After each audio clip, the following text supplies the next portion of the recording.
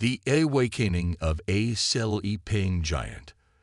The Galactic Council chamber fell silent as Admiral Karkathy slammed his scaled fist onto the holographic display. The representatives of 17 interstellar civilizations watched as the battle projections scattered and reformed, showing the third planet of the Sol system. Earth is nothing but a backwater world, the Admiral growled, his reptilian features contorting with disdain. Their technology is primitive. Their military presence beyond their atmosphere is minimal. They've barely colonized their own system. He gestured dramatically at the hologram. This so-called United Earth government is a perfect addition to the Zathkora Empire. Supreme Chancellor Vexandra of the Galactic Council, her luminescent skin glowing with concern, leaned forward. Admiral, we've heard similar assessments before. Yet Earth has remained independent for nearly 2 centuries since their discovery. Perhaps there is wisdom in caution. The Admiral sneered. The humans have been lucky. Nothing more. Their system sits at the edge of multiple territories, making them diplomatically inconvenient to conquer. But now, with the new hyperspace lanes established, their position is strategically valuable. And what of the rumors? Asked a small, insectoid representative from the Hive Collective. The stories of human ingenuity, their unexplained victories against pirate raids. Exaggerations and propaganda, the Admiral dismissed with a wave. My scout ships have monitored Earth for a standard cycle. Their defenses are basic. They possess only 40 known military vessels, none of which match even our medium-class destroyers. The Council murmured, divided in opinion but unwilling to stand firmly against the powerful Zathkora Empire. Then it is decided. Admiral XR Kuthi announced. The conquest begins in 3 rotations. Earth will serve as an example of Zathkora might. Captain Alina Rodriguez stood on the observation deck of Outpost Sentinel, a small monitoring station orbiting Jupiter. Through the reinforced viewport, she could see the gas giants' swirling storms. The outpost was one of humanity's furthest military installations, designed to provide early warning of any threats approaching the inner system. Captain, we're detecting unusual activity at the heliopause, reported Lieutenant Commander Wei. Multiple gravitational signatures consistent with large-scale fleet movement. Alina's expression remained neutral, but her mind raced. Classification. Zathkora warships, Captain. At least 80 vessels, including what appears to be 3 dreadnoughts. She nodded, unsurprised. The diplomatic corps had warned that tensions with the militant reptilian empire were escalating. Send the Chimera Protocol signal to Earth Command. Then begin evacuation procedures. Evacuation, Captain. Shouldn't we prepare defensive measures? Elena smiled grimly. This outpost isn't meant to be defended, Lieutenant Commander. It's meant to be a tripwire. As the crew rushed to comply, Alina placed her palm on a hidden scanner beneath her command console. A soft blue glow illuminated her hand as her DNA and neural patterns were verified. Soyuz protocol initiated, stated a calm, synthetic voice that only she could hear through her neural implant. Sleeper assets activated. Admiral Karkathy watched with satisfaction as the human outpost near Jupiter exploded. His Vanguard fleet had destroyed it with minimal effort, exactly as predicted. As you see, Supreme Commander, he transmitted back to the Zathkora homeworld.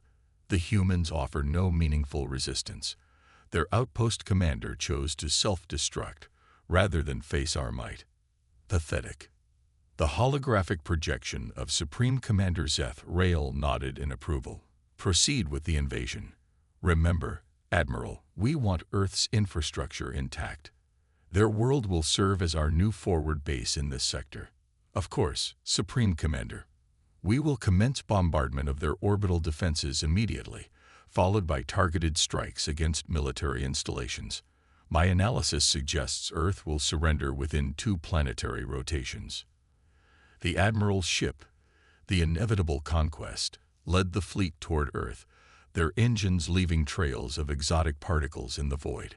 Behind them, the debris of Outpost Sentinel continued to drift among Jupiter's moons. What the Admiral didn't notice was that not all the debris was inert. Tiny, nearly undetectable nanomachines were spreading throughout his fleet, attaching to hull plating and silently infiltrating communication systems.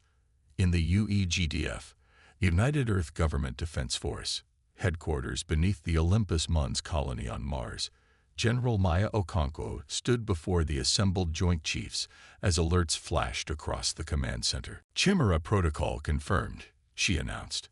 87 Zath-Kora vessels have crossed the heliopause and destroyed Outpost Sentinel. Captain Rodriguez successfully activated the NEXUS system before evacuation. Field Marshal Takahashi, the highest-ranking military officer in the UAG, nodded grimly. Then we have confirmation of hostile intent. Initiate Aurora Defense Grid. One of the admirals frowned. The Aurora Grid isn't scheduled to be operational for another 6 months. The Field Marshal smiled. That's what our public reports say, Admiral. Just as we've allowed the galaxy to believe we have only 40 military vessels and minimal defense capabilities. General Okonkwo activated the main strategic display. The Zath-Kora fleet will reach Earth orbital space in approximately 14 hours.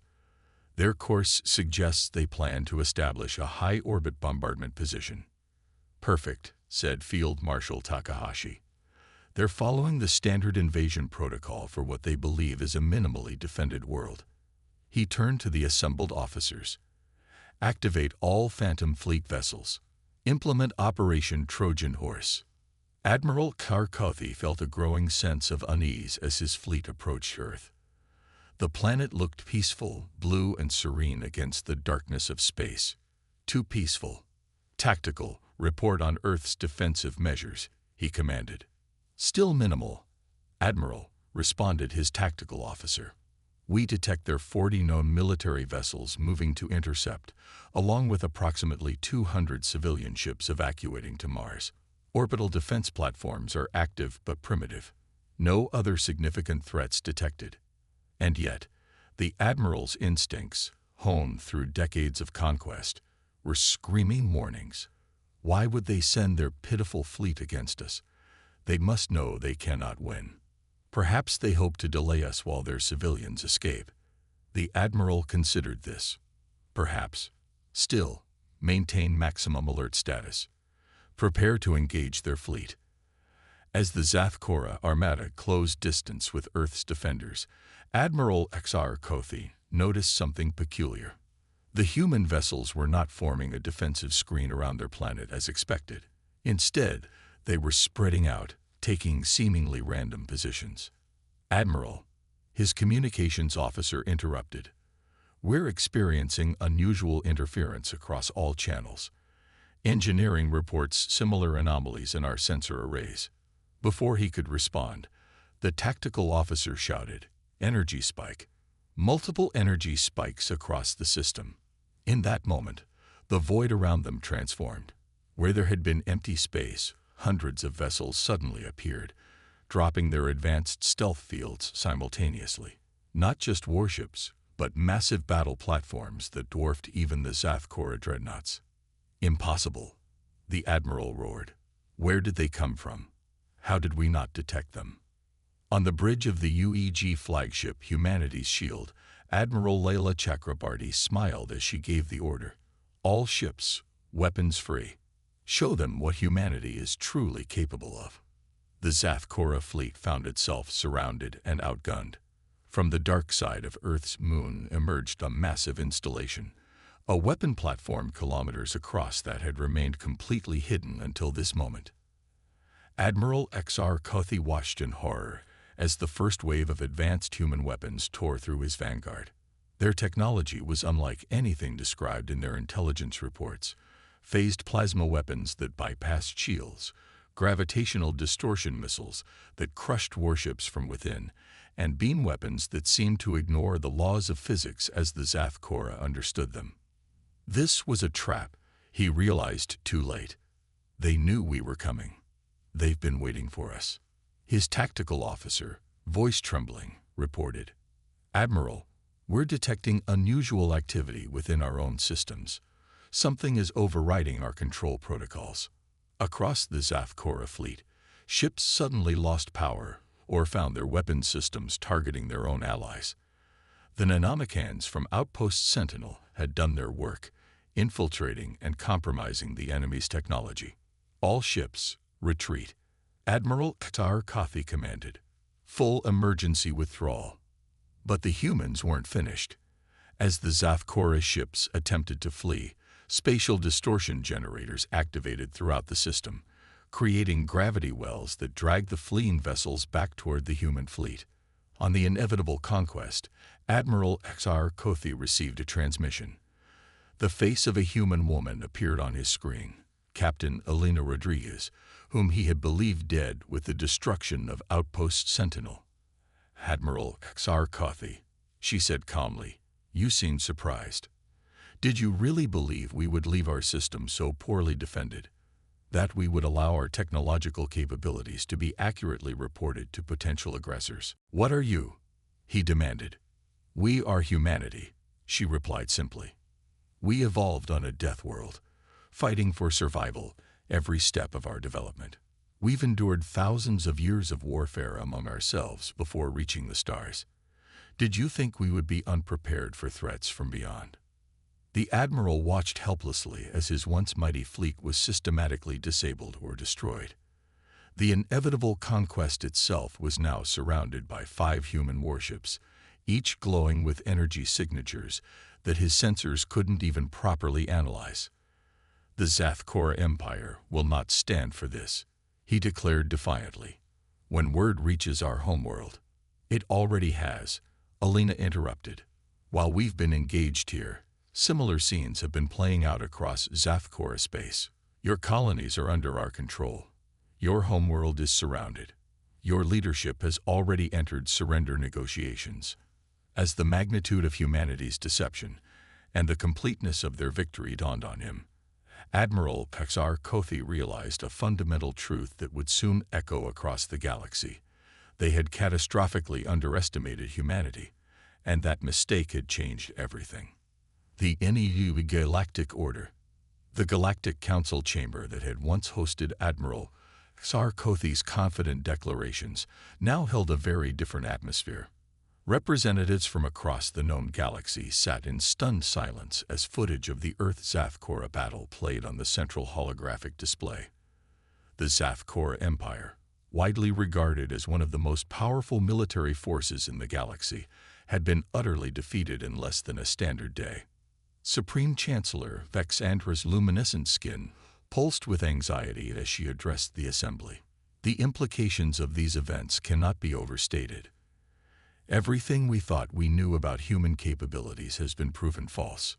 Deliberate deception, hissed the Zathkora representative, a lower-ranked diplomat who had replaced their missing ambassador. For centuries, the humans have presented themselves as a minor power while secretly building a military force that rivals or exceeds our combined strength. The chamber erupted in accusations and fearful speculation until the doors slid open, silencing the assembly. A single human entered, a woman of average height wearing a simple gray diplomatic uniform with minimal ornamentation. Despite her unassuming appearance, the entire council fell silent. Ambassador Sophia Chen announced the chamber's representative of the United Earth government. Ambassador Chen surveyed the room calmly before speaking. "Distinguished representatives, I understand today's session involves discussion of recent events between Earth and the Zathkora Empire. I'm here to provide clarity and context." "Clarity," sputtered the Zathkora representative.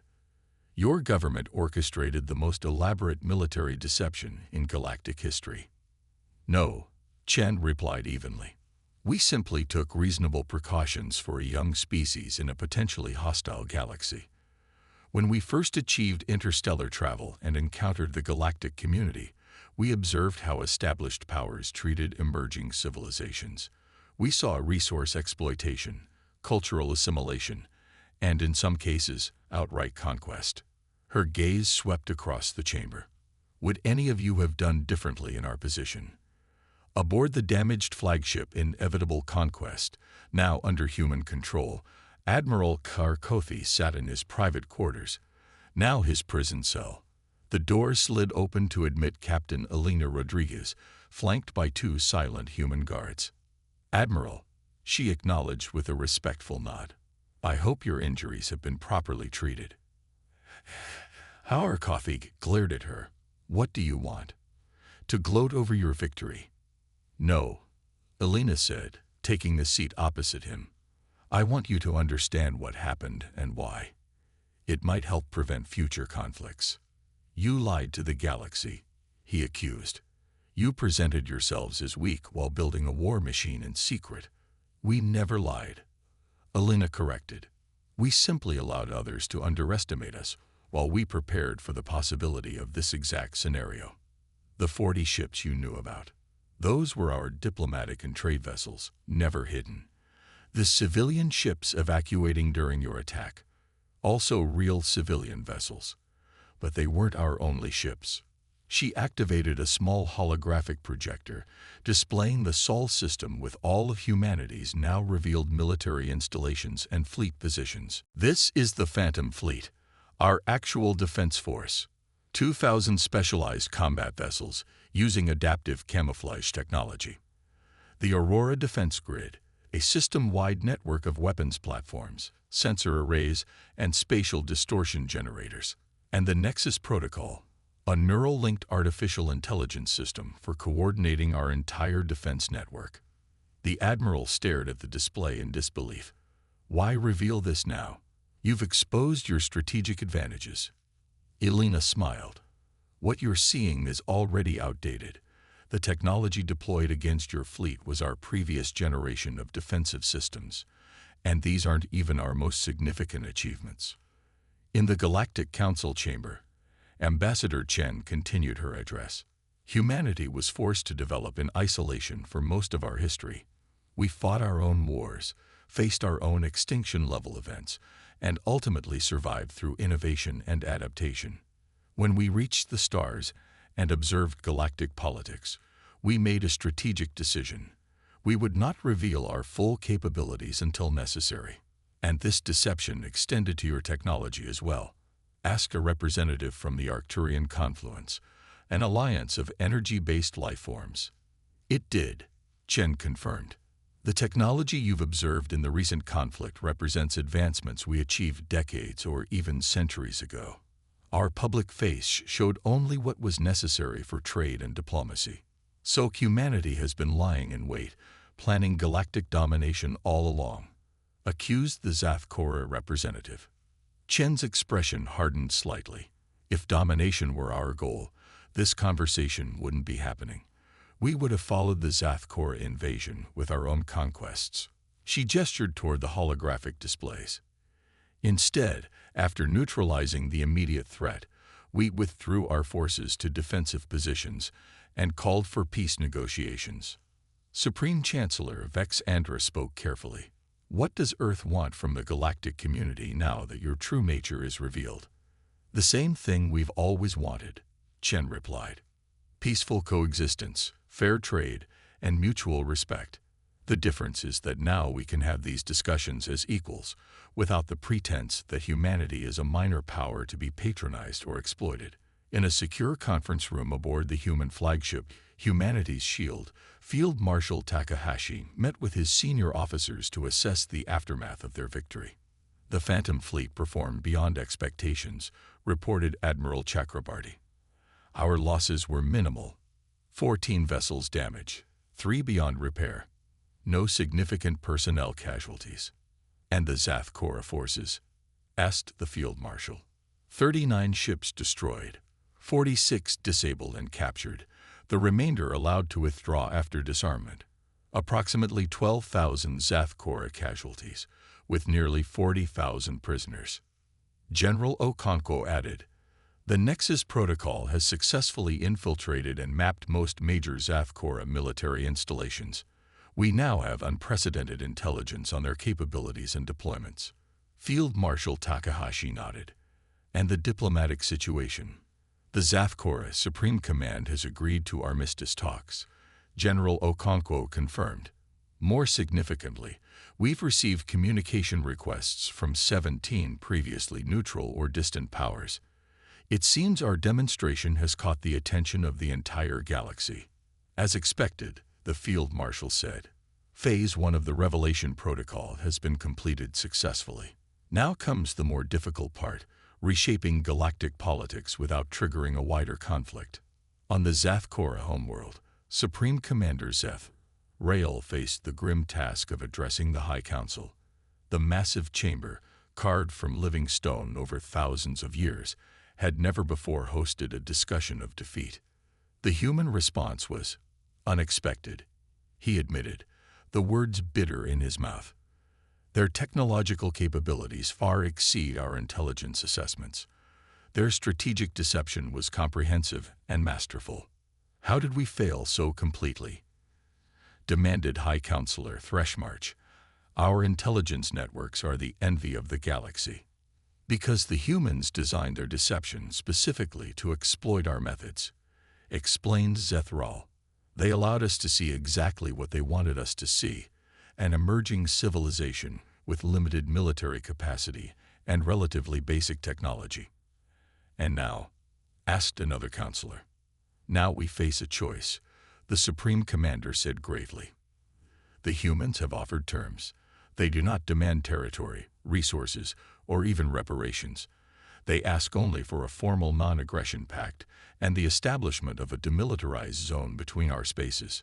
Such restraint is unexpected, observed High Counselor Threshmarch, if our positions were reversed. Indeed, agreed Zethral, which is why I recommend we accept their terms while we reassess our understanding of humanity. They have revealed themselves to be unlike any species we have encountered before, technologically advanced beyond our estimates, militarily superior, yet showing no desire for conquest despite their clear advantage. Or perhaps, suggested another counselor, this restraint is merely another deception, a prelude to a larger strategy we do not yet comprehend. In Earth's orbital diplomatic station Harmony, Ambassador Chen transmitted her report to the UEG Security Council. The Galactic Council is in disarray, she explained. The revelation of our true capabilities has upended centuries of political assumptions. The Zathkora have agreed to our terms, though they remain suspicious of our intentions. Several other powers have reached out with alliance proposals, while others have withdrawn their representatives entirely. As anticipated, noted President Alejandro Reyes of the United Earth Government, and the Intelligence Directorate's assessment of potential threats. We've identified 3 major powers that might pose challenges, Chen replied. The Shar Dominion has accelerated their weapons development programs. The Synthetics Collective has increased quantum computing resource allocation to military simulations, and the Voidwalkers have recalled their exploratory fleets to their home systems. Defensive posturing, observed General Okonkwo.